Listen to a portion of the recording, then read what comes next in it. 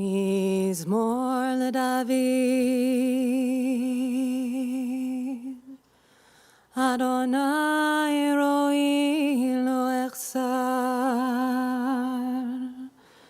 בינות דשא ירביצני, על מי מנוחות ינהלני.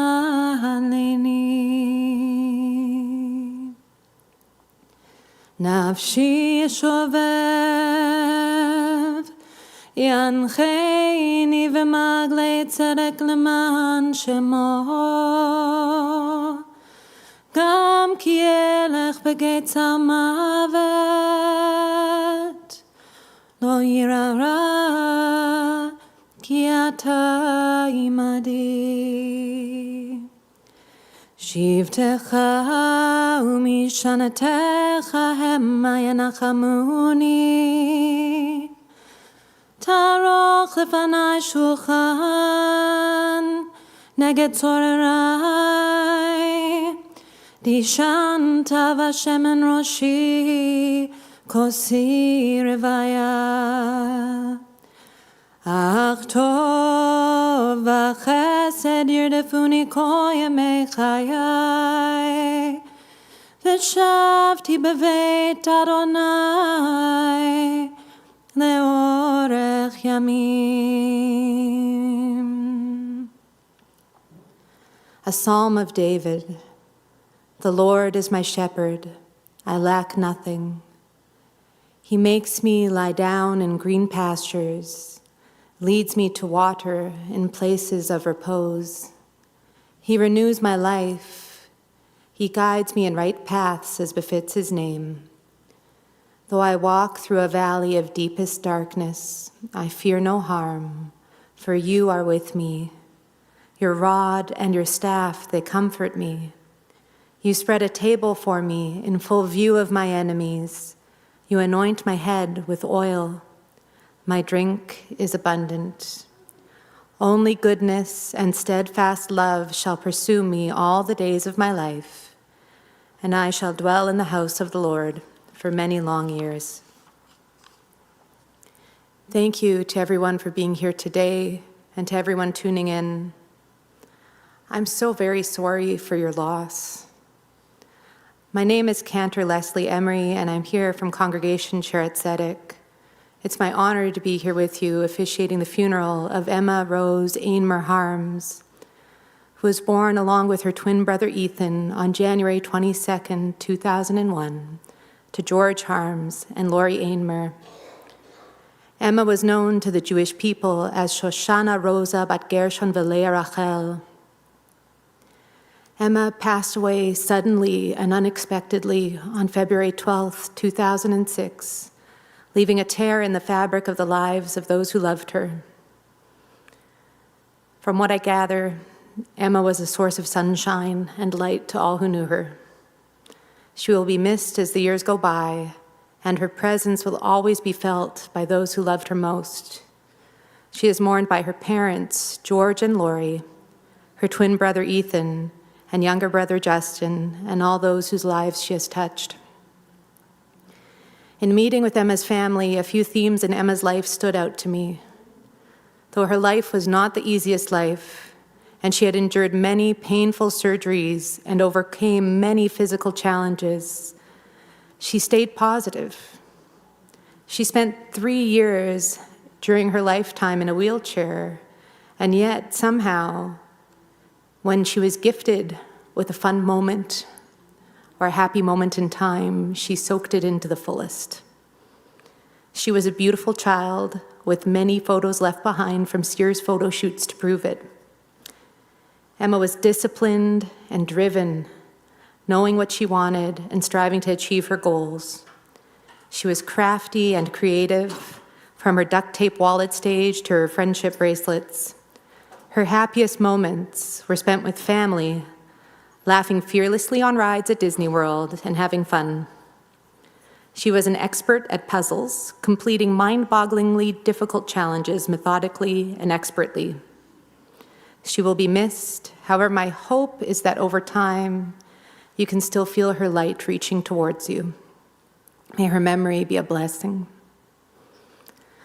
At this time, I'd like to invite Emma's brothers, Ethan and Justin, to deliver the eulogy.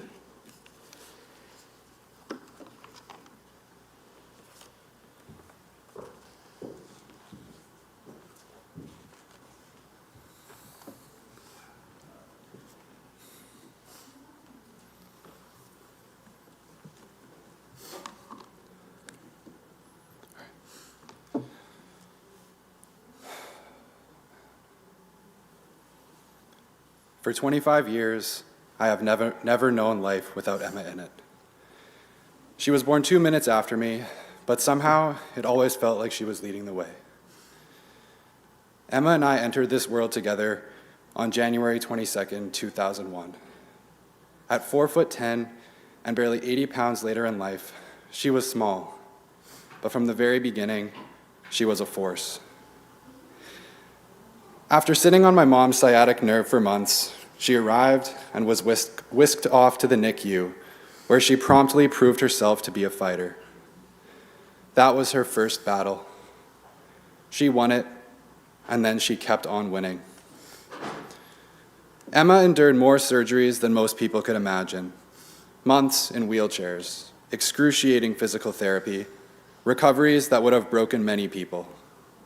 And yet she marched into every surgery with this quiet confidence that the outcome was worth the effort. She never carried self-pity. She carried resolve.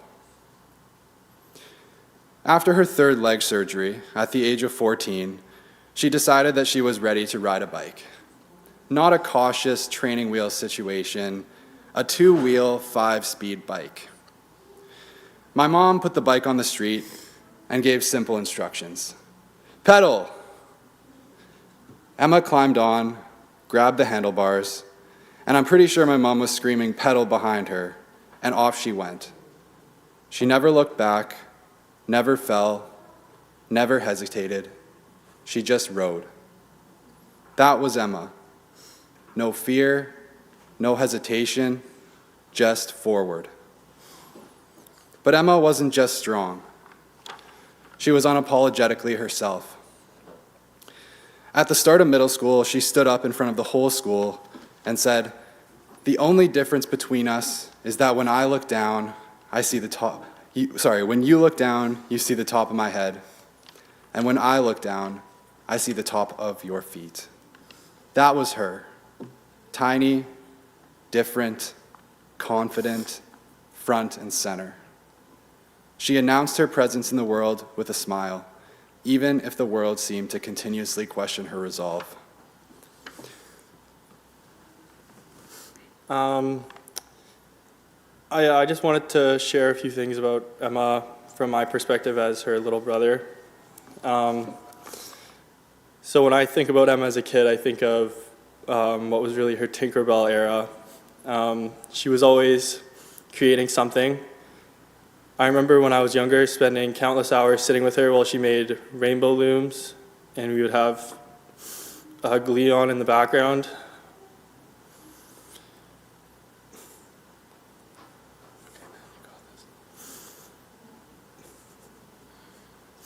I remember in our old playroom,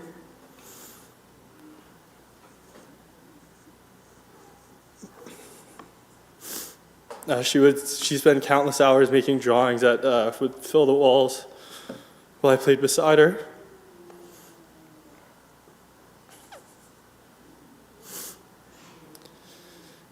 And really the hardest part for me is knowing that when she did these projects, she was always doing it with someone else in mind. I think she really enjoyed creating these things, but really what made it special for her was being able to share those things with her family and her friends. Whether it was like making drawings for me and my brother, or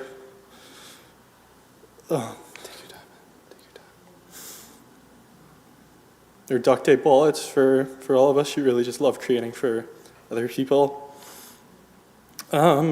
She also had this ability to create order and beauty wherever she was. Her room was meticulous. Her notes were color-coded, and her work was really flawless. except for her very strong and very consistent refusal to put her dirty dishes in the dishwasher. That system didn't fit into the otherwise organized life.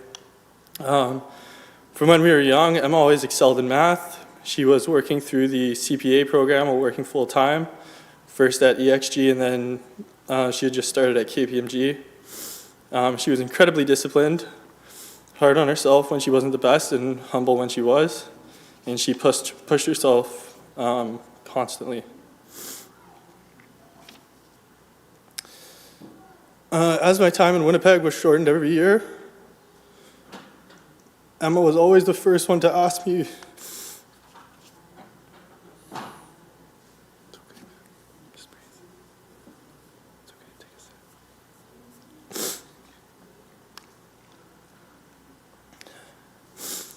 she was always the first one to ask me when I was coming home.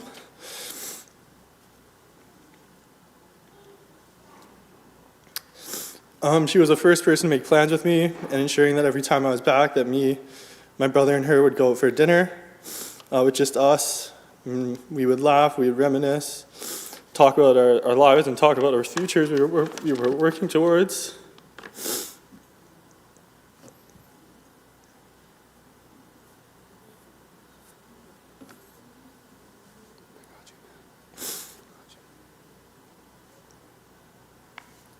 Even if it was just sitting with her in a room or walking the dog together,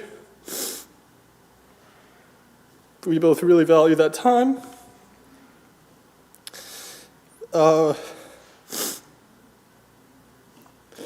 When I was little, she read to me at night. She drove to my friends' houses, and she was always the first one to volunteer to take me to the airport. When I was in Spain, I was adjusting to being alone in a new country. She was one of the people I talked to the most. She listened, she supported me, and she made the distance feel smaller. She came to a lot of my hockey games, and she was always my biggest fan. She was someone who made me really feel supported without ever making it feel heavy. And when I was home in October this year, my sister was really adamant that we went to a Jets game together. And I'm going to remember that time with her for the rest of my life. She was happy, strong, and I'll always be grateful for how she always reached out to me and made me feel special and loved every time we were together. And up until the very end, she really just showed up, and I'll always be grateful for that. And she showed up for me. Emma and I grew up as a unit. High School Musical marathons, me hanging out while she and her friends played with American Girls, Spirit of Math weekends, where I definitely copied her homework more than I should admit, baking random creations, just doing absolutely nothing and somehow feeling completely content.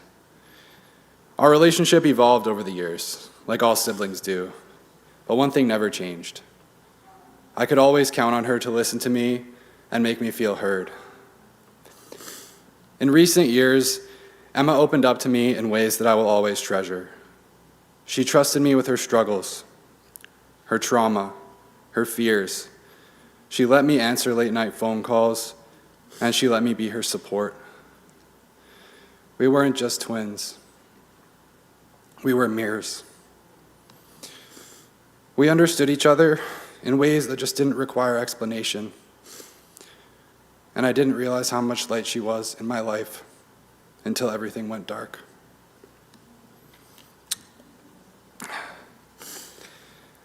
When I look around this room, I don't just see people. I see chapters.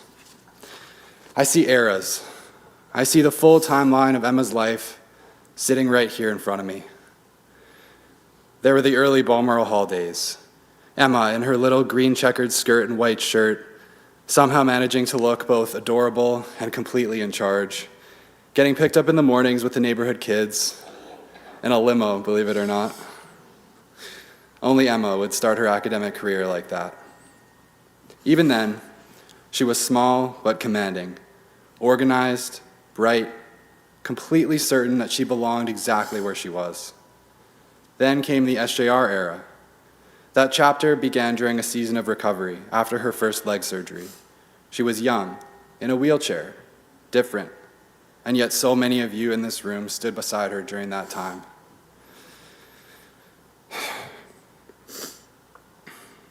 You didn't see her as fragile.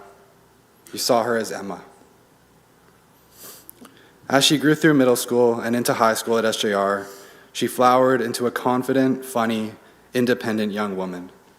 She found her voice there. She found people who loved her fiercely. But like so many of us, not every chapter was easy. High school can be complicated, and Emma faced challenges there. Social ones, personal ones, the kind that test your confidence and sense of belonging. And instead of shrinking, she made a decision and chose to change her path. For grade 11 and 12, Emma moved to Kelvin to pursue the IB program. That wasn't an easy choice. It meant starting over. New building, new system, new people. But that was Emma. When something wasn't right, she didn't endure it quietly. She assessed, she recalibrated, and she moved forward. At Kelvin, she leaned into academics with the discipline she was known for. The IB program suited her, structured, demanding, precise, and she rose to meet it. That transition says so much about who she was. Resilient, yes, but also brave enough to rewrite her own story. During that time, we were also in what I like to call our concert hall era, our first real job, and we did it together. Ushers, coat check, grade 10. So many memories were forged there, and so many friendships that still matter. It was one of the first times we stepped into the world, not just as kids, but as young adults building something of our own. Then came Starbucks. And if you knew Emma during her Starbucks era, you know that she tried for so long to get that job. She had been obsessed with Starbucks since she was young, largely because during her surgeries in Florida, my dad supplied her with what can only be described as medically irresponsible quantities of the stuff. You know, it became comfort, it became ritual, and it became identity for her. And when she finally got the job, she loved it. She was so excited to go to work. She cared deeply about the friendship she built there, and she felt belonging there. She found belonging there. I genuinely think that during that season, Emma felt the most like herself. Even years later, she would talk about that time and those people with so much fondness. Then came the COVID era.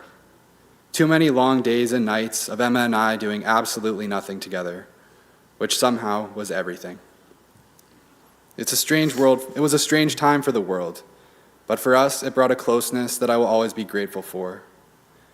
All of this unfolded while she was pushing through university, through exams, through the CPA program, through her first jobs at the exchange group and then at KPMG, through surgeries, through recovery, and through family change. And still, she kept moving forward, which is why the timing of this loss feels so cruel, because the weight of the past was just beginning to lift. She was stepping into the active, healthy, joyful life that she'd fought so hard to build. She had done the hard part, and she was ready to ride. And yet, if you look around this room, you see what she built anyway. You see classmates, teammates, coworkers, managers, baristas, childhood friends, family, each era represented, each chapter alive in the people who walked through it with her. Her life was not defined by its length. It was defined by its density, by how fully she lived inside each season, and by how many people she pulled into her world along the way.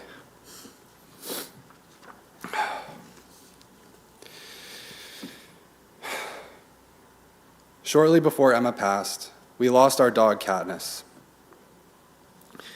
Emma wrote her a letter. At the time, I thought it was a beautiful reflection on losing a dog, but now it just feels like something more.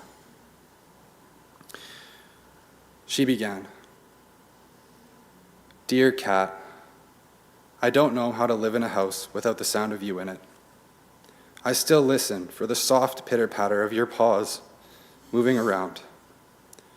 The sound that meant that everything was okay. The sound that made the house feel alive. Now the quiet feels too loud.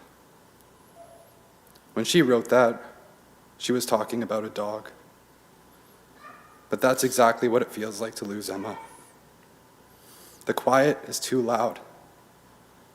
There is a kind of silence now that doesn't just fill a room, it presses on it.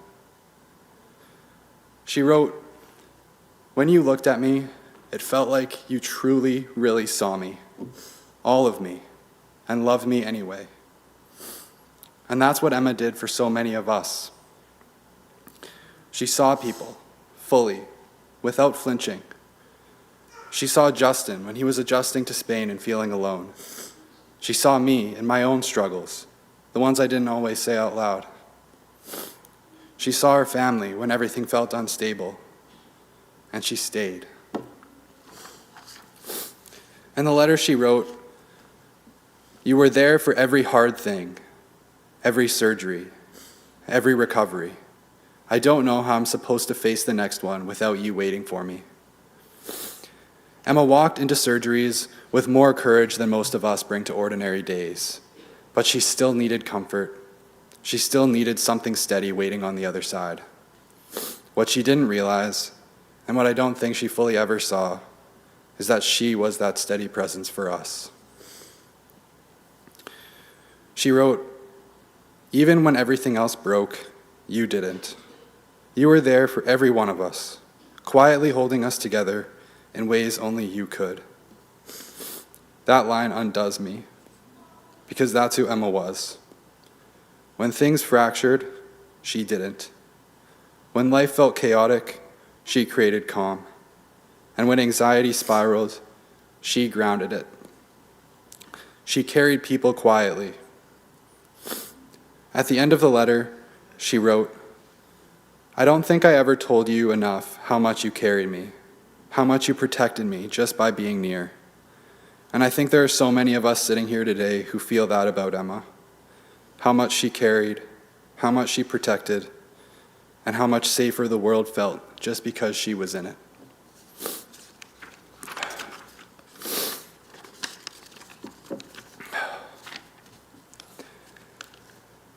She closed with this, "I don't know how to do this without you yet, but I'll carry you with me into everything that comes next." And now, we are the ones learning how to do this without her. But we will carry her. In our humor, in our resilience, in the way we show up for one another, in the way we refuse to quit when life gets hard, in the way that we get back on the bike and just pedal.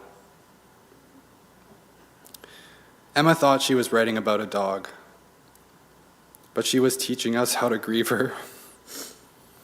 And somehow, even in her absence, she is still carrying us, just like she always did.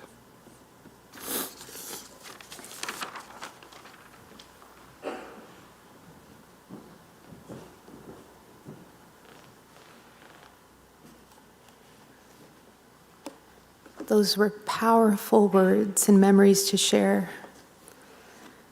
When we say, "May Emma's memory be a blessing," there's this idea in Judaism that you can actually make the person's presence still be felt after they've passed in the physical world by continuing their good acts. And at this time, it's hard to imagine such a moment. But I do feel when you reach towards one another, when you help each other, when you care for each other, you keep Emma's presence close and felt in this world. We're going to continue at this time with the memorial prayer, the El Malei Rachamim, and you're invited to rise.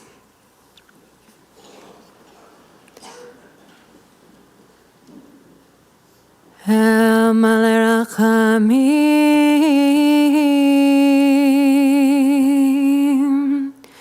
shochen bamromim, hametzem מנוחה נכונה תחת כנפי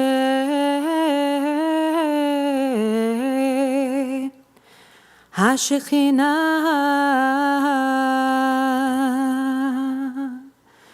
במעלות קדושים וטהורים כזוהר הרקיע מזהירים את נשמת שושנה רוסה בת גרשון ולאה רחל שהלכה לעולמה בגן עדן תהא מנוחתה. אנא בעל הרחמים אז תראה בסתר כנפיך לעולמים וצרור בצרור החיים את נשמתה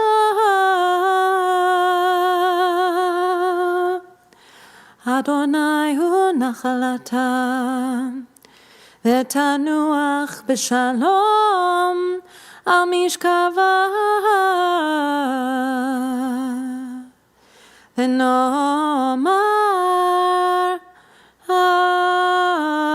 Amen. Exalted, compassionate God, grant infinite rest in your sheltering presence among the holy and pure to the soul of Emma, who has gone to her eternal home. Merciful One, we ask that our loved one find perfect peace in your eternal embrace. May her soul be bound up in the bond of life. May she rest in peace. And let us say, Amen.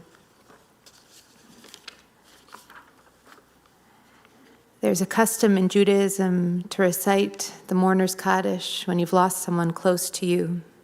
And I invite the family to join me in the recitation of the Kaddish. Yitgadal v'yitkadash Shemei Rabbah Be'alma divrach hirutei v'yamlich malchutei b'chayechon u'v'yomechon u'v'chaye dekol Beit Yisrael Ba'agala uvizman kari v'imru amen. Yehi shmei Rabbah mevarach le'alam l'amei amaya. Yitbarach v'yishtabach v'yitpa'ar v'yitromam v'yitnaseh. V'yitadar v'yitaleh v'yitalal shmei dekudisha brichu. Le'ela min kol birchata v'shirata tushbechata v'nechemata. Da'amiran be'alma v'imru amen. Yehi shlama rabba min shemaya v'chaim aleinu ve'al kol Yisrael v'imru amen. Oseh shalom bimromav hu ya'aseh shalom aleinu ve'al kol Yisrael v'imru amen. You can be seated.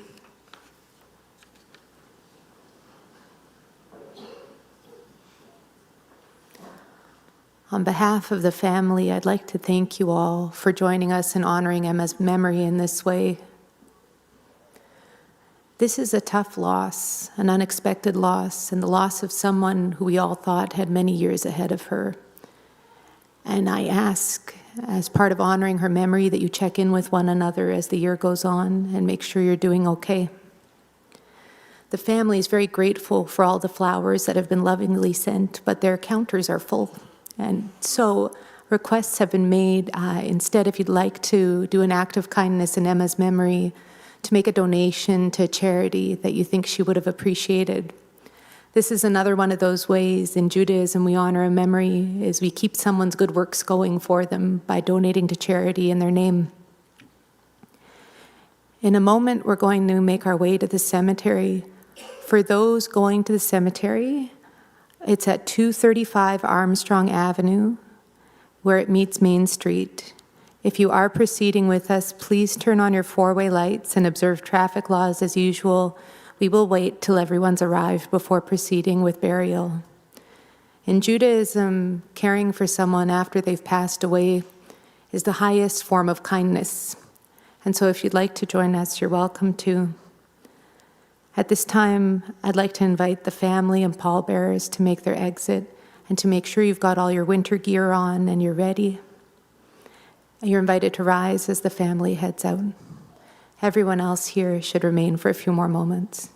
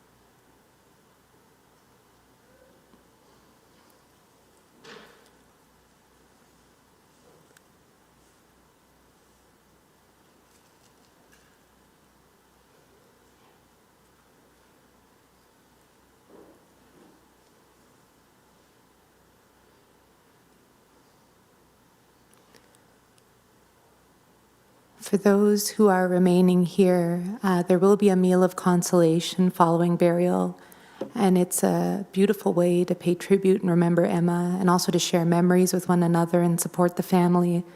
If you're not going to be going to the cemetery, there's coffee arranged here in a space if you'd like to stay. We will probably be back here in about 45 minutes to an hour, I would think. When we do exit, there's a custom to make 2 lines on the way out, where the casket will be carried through so we can all say a final goodbye in a loving way. So if you have your coats and things with you, it's a good time to get bundled up.